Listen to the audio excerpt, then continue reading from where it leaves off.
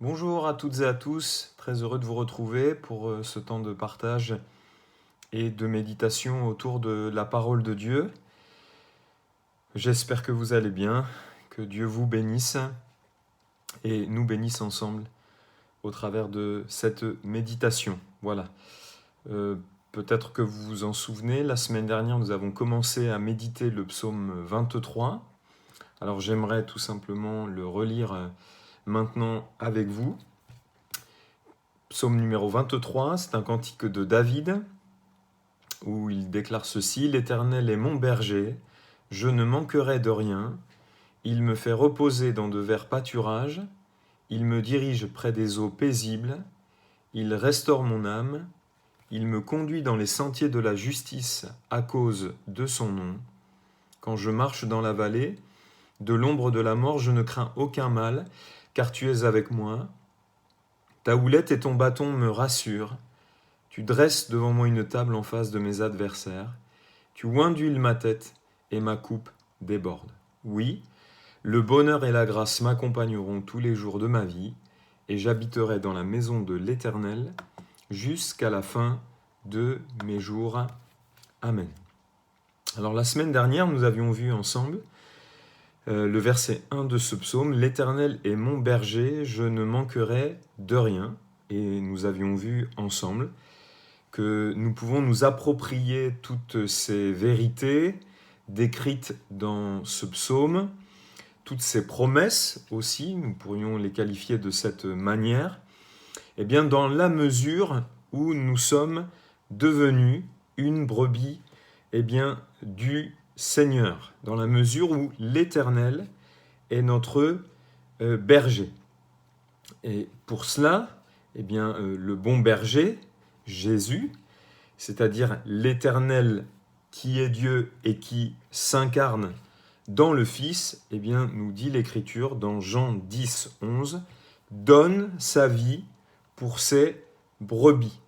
Jésus donne sa vie pour que nous devenions des brebis du Seigneur et que l'Éternel, Dieu, soit notre berger.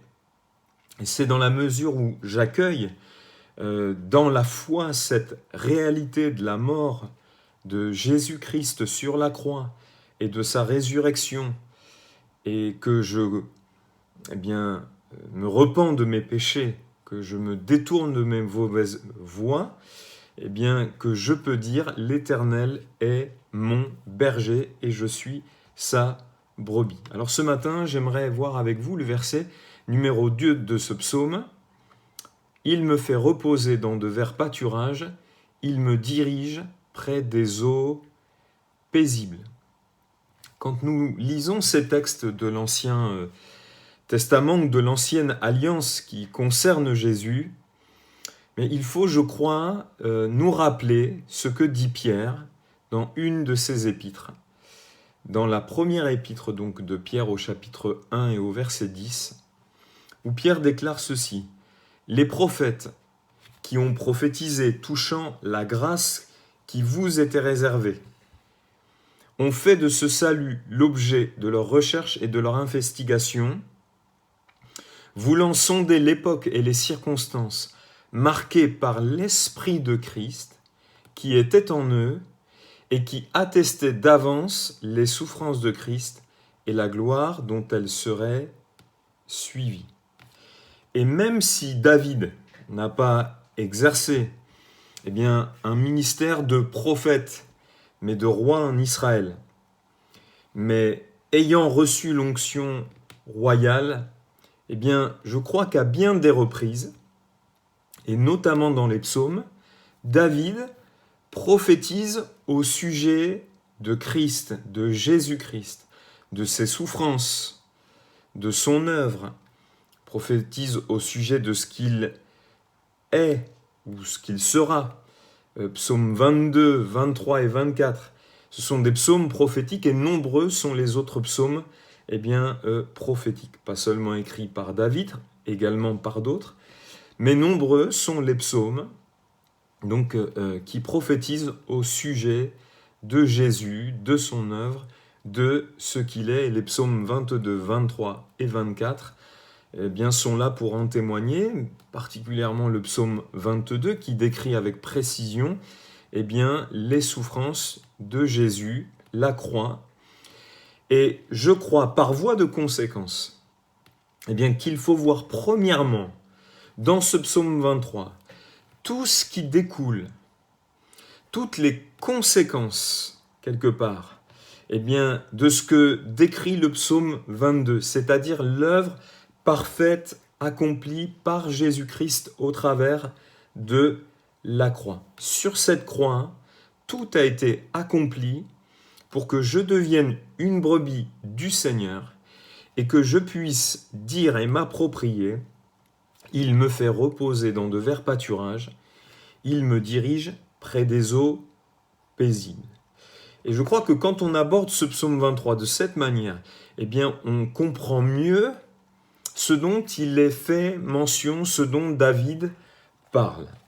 Alors peut-être que vous possédez déjà ce livre qui s'intitule « Un berger médite le psaume 23 ». Tout en méditant ces paroles, en tout cas le psaume, je lis également ce livre que j'avais déjà dans ma bibliothèque. Je ne m'appuie pas sur ce livre pour faire les commentaires que je fais. Les miens sont différents. Je ne dis pas que ceux du livre ne sont pas bons. Je n'aurai pas cette prétention. Mais j'ai une autre approche de ce psaume 23. Et mon approche, c'est que pour moi, eh bien, toutes les réalités décrites dans le psaume 23 découlent de l'œuvre accomplie par Jésus-Christ à la croix. En tout cas, pas mal d'entre elles. Alors, j'aimerais de cette manière donc aborder le verset 2. Il me fait reposer. Il me dirige. C'est lui qui met donc en œuvre les choses qui sont nécessaires à la brebis. Car c'est de la responsabilité du berger, eh bien, de faire en sorte plutôt qu'elle ne manque pas de nourriture et d'eau. Vous serez d'accord avec moi que ces deux choses sont vitales pour une brebis, la nourriture et l'eau. De la même manière, pour un humain, eh bien, un être humain, c'est la même chose. Ce n'est pas la brebis qui cherche sa nourriture et son eau, c'est le berger qui l'a fait reposer dans de verts pâturages et qui l'a conduit vers des eaux paisibles, qui veille à la provision de ces choses pour la brebis. Et quand on considère eh bien, la croix, l'œuvre de la croix dans les Écritures, eh bien, de cette œuvre découle tout ce qui est nécessaire à la vie et à la piété, à ce que nous vivions dans l'attachement à Dieu et que nous demeurions attachés à Dieu. Voilà comment on pourrait décrire la piété. Moi, ce qui m'interpelle et ce qui me fait particulièrement réfléchir, c'est que la logique, il me semble, c'est qu'il serait plus convenable de dire « il me fait brouter ou manger dans de verts pâturages ». Et donc, je suis personnellement convaincu que la mention du verbe « reposer » ici n'est pas du tout anodine. La mention du verbe « reposer » nous parle, je le crois, du repos dans lequel eh bien, nous entrons par la foi en Christ et en son œuvre. Nous parle du repos dans lequel le Seigneur et au travers de la foi que nous mettons en lui nous fait entrer. Nous connaissons bien ce verset de Matthieu 11, 28, où il dira ceci, Jésus, « Venez à moi, vous tous qui êtes fatigués et chargés, et je vous donnerai du repos. » Quand nous considérons la première partie de ce verset, souvent, dans les prédications, il en est parlé dans les termes suivants. Quand Jésus parle d'être fatigué et chargé, eh bien, beaucoup disent fatigué de la vie, fatigué de l'existence, chargé de fardeaux, c'est-à-dire de peine, de difficultés, de soucis. Mais ce n'est pas ce dont Jésus parle premièrement ici. Et on le comprend facilement au travers du contexte. La première signification, et j'en suis convaincu et persuadé, ici, c'est que Jésus parle de la fatigue dû à la charge que leur imposaient les multiples commandements, pas moins de 613, et les pharisiens avaient ajouté des commandements d'hommes à ces 613 commandements de la Torah, plus donc les lois que rajoutaient les pharisiens, des fardeaux, dit Jésus, qu'eux-mêmes ne portaient pas. Ces fardeaux peuvent faire mention également de leurs fautes vis-à-vis de tous ces commandements. Et je vous renvoie à ce que dit Luc 11, 46. Et Jésus répondit, « Malheur à vous aussi, docteurs de la loi, parce que vous chargez les hommes de fardeaux. Venez à moi, vous tous qui êtes fatigués et chargés des fardeaux que les pharisiens mettaient sur eux.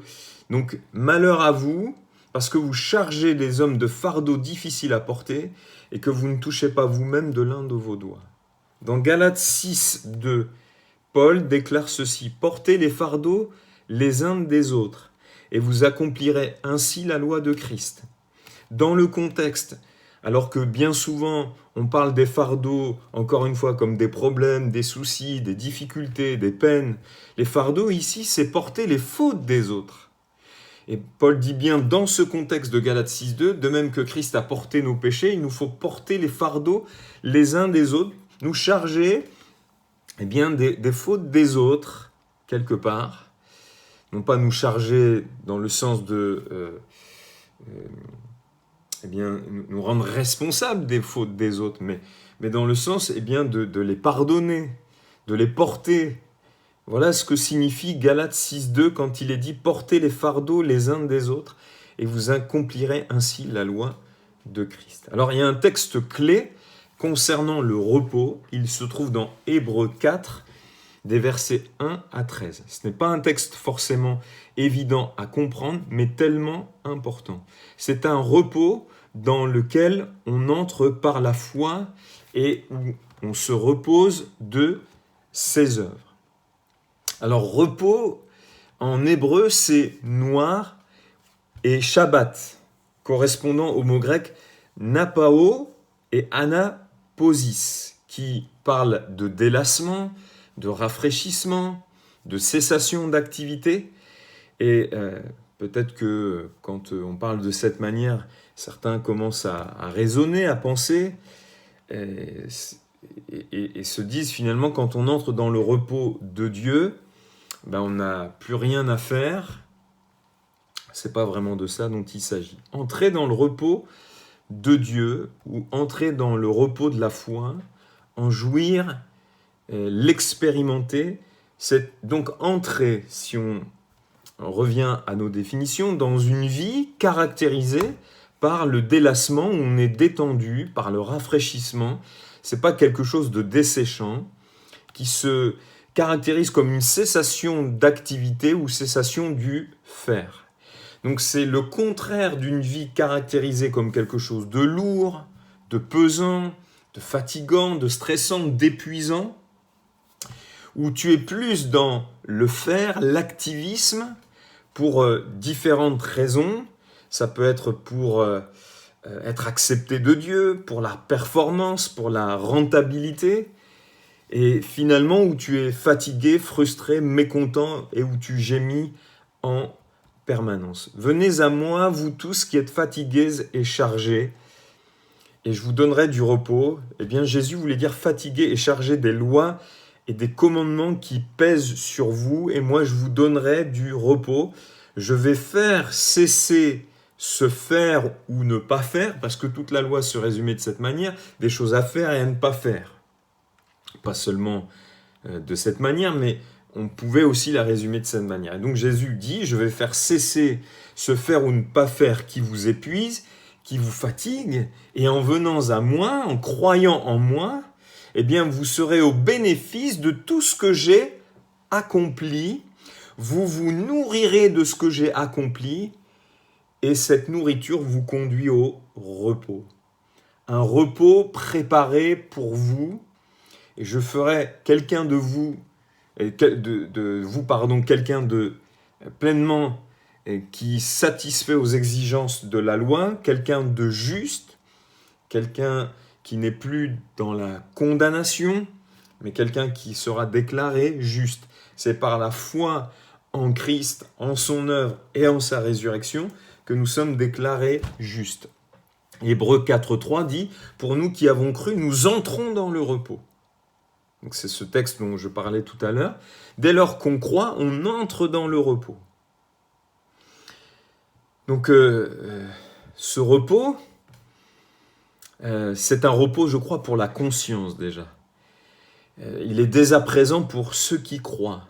Un repos pour la conscience. Hébreux 10.22 dit, dans la traduction parole vivante, « Allons donc à lui d'un cœur droit et sincère avec la joyeuse assurance que nous donne la foi, sachant que nos cœurs ont été purifiés de tout ce qui pesait sur notre conscience. » Vous remarquez les termes qui pesaient, fatigués, chargés, tout comme nos corps sont lavés lorsque nous les avons baignés dans l'eau claire. Donc, notre conscience est purifiée par le sang de Jésus, par l'œuvre de Jésus.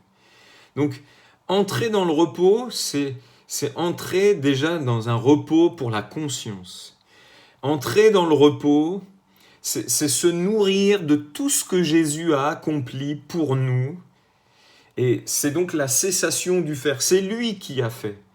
Et nous sommes au bénéfice par la foi de tout ce qu'il a déjà, d'ores et déjà fait pleinement et parfaitement, et dont nous sommes au bénéfice.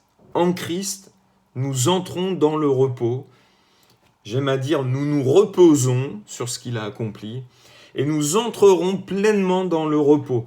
Nous ne sommes plus dans un faire fatigant, desséchant, pour être justifié, pour être accepté de Dieu. Nous ne sommes plus dans un faire pour lui plaire. Non, nous faisons les choses maintenant sur la base de ce que Christ a accompli, et nous les faisons par amour et par reconnaissance. Nous cherchons à plaire à Dieu, non pas pour être acceptés de lui, mais par amour, parce que nous l'aimons. Et parce que nous l'aimons, nous désirons lui plaire. Et dès lors que nous faisons les choses par amour, par reconnaissance, eh bien nous entrons dans un certain repos, parce que la Bible dit que l'amour de Dieu consiste à garder ses commandements, 1 Jean 5.3, et ces commandements ne sont pas pénibles, ne sont pas des fardeaux, ce n'est pas quelque chose de pesant. Amen. Donc, c'est exactement ce qui s'est passé lors de la création. Dieu a créé toutes choses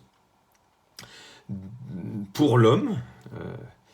Il a accompli toutes choses et le 7e jour, eh bien, il s'est reposé. Et le premier jour de Dieu commence non par « il faut faire », le premier jour, de l'homme, commence non pas par « il faut faire », mais par « c'est fait ». Repose-toi sur ce qui a été accompli, entre dans l'accompli de Dieu, repose-toi, nourris-toi du repos dans lequel Dieu te fait entrer, sur ce qui a été fait pour que tu sois fait sagesse, justice, sanctification, rédemption.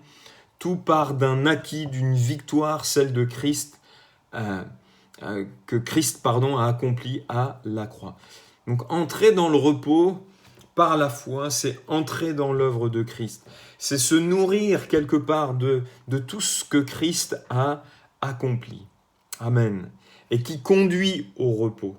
Qui conduit non pas au faire pour, mais qui conduit déjà à être au bénéfice de tout ce que Jésus a accompli. Et on ne fait plus les choses parce qu'on est dans le faire pour, mais on fait les choses par reconnaissance et par amour. Et c'est beaucoup plus léger. C'est pas quelque chose de pénible, de difficile. Mais dans l'amour, il n'y a rien de pénible. Paul dit aux Éphésiens, nous étions morts par nos offenses, il nous a ressuscités ensemble et nous a fait asseoir dans les lieux célestes en Jésus-Christ. La vie chrétienne, comme une fois je vous avais encouragé à acheter ce livre de Watchman Nee, commence par être assis. Assis, marcher, tenir ferme. C'est le titre d'un livre de Watchman Nee. Donc être assis, ça commence par le repos, et je crois que la vie chrétienne commence par le repos. Tu n'as rien à faire, tu as juste besoin de croire, et dans la foi, de jouir pleinement de tout ce que Jésus a accompli. Amen. On n'a rien à faire, On a simplement besoin de croire. Et la conséquence de ça, c'est qu'on fait les choses par amour, on fait les choses par reconnaissance, et donc par conséquent, ce n'est pas quelque chose de lourd, de pénible, de difficile, mais quelque chose de joyeux, de léger, et c'est une réelle bénédiction pour l'âme. Amen. Comment jouir et bénéficier de toutes les bénédictions spirituelles dans les lieux célestes dont Paul parle aux Éphésiens, eh bien en étant assis dans le repos qui se vit par la foi. Donc, je crois vraiment, quand David dit, il prophétise, et il dit, il me fait reposer dans de verts pâturages, c'est se nourrir de tout ce que Jésus a accompli pour nous, amen, le recevoir par la foi, le croire, et quand on se nourrit de ça, ça conduit tout simplement au repos. Amen. Jésus dira dans Jean 6, 54, « Celui qui mange ma chair et qui boit mon sang a la vie éternelle, et je le ressusciterai au dernier jour. Celui qui mange ma chair et qui boit mon sang demeure en moi, et je demeure en lui. » Vous voyez, là, il y a une mention de se nourrir de l'œuvre de Christ, qui conduit au repos, à ne pas s'agiter, à se fatiguer. On n'a plus rien à faire en Christ pour être agréé de Dieu, pour être accepté de Dieu, pour être justifié. Non, on a besoin de croire. Je me répète, mais c'est important. Et sur la base de cette foi, eh bien, de marcher dans ce qui plaît à Dieu, de marcher dans ce qui est agréable au Seigneur, non pas pour, encore une fois, mais par amour, par reconnaissance. Amen. Ça, c'est un style de vie. Donc, il me fait reposer dans de verts pâturages. Ces pâturages, c'est tout ce dont nous devons nous nourrir et qui vient de Christ, qui vient de son œuvre et qui nous conduit au repos. Amen. Je vous encourage à creuser cette question, à demander des révélations de la part de Dieu concernant ces choses. Elles sont fondamentales. Et puis, il ajoutera, il me dirige près des eaux paisibles. Donc, quelque part, première partie, je n'ai rien à faire. Je n'ai pas des quantités de commandements à accomplir pour être déclaré juste. Jésus a tout accompli. Il a accompli la loi. Il a tout pleinement accompli sur la croix. J'ai juste besoin de jouir de ce qu'il a accompli. Je suis au bénéfice par la foi de ce qu'il a accompli. J'entre dans le repos par la foi, comme dit Hébreux 4.3. Pour nous qui croyons, nous entrons dans le repos. Amen. Et donc, ça c'est quelque part, par la justification, nous accédons à la vie éternelle. Mais après, il dira, il me dirige près des eaux paisibles. Vous savez, comme moi, que Dieu ne nous donne pas seulement la vie éternelle, mais il nous donne aussi par le Saint-Esprit, par la nouvelle naissance, une vie nouvelle. Amen. Il met en nous la nature divine. Gloire à Dieu. Il met en nous toute la capacité pour marcher en nouveauté de vie. Amen. Il recrée un homme, une femme en le faisant naître de nouveau. Et cette nouvelle créature, elle est juste, sainte, elle est parfaite. Amen. En Christ. Et donc quand il est dit, il me dirige près des eaux paisibles.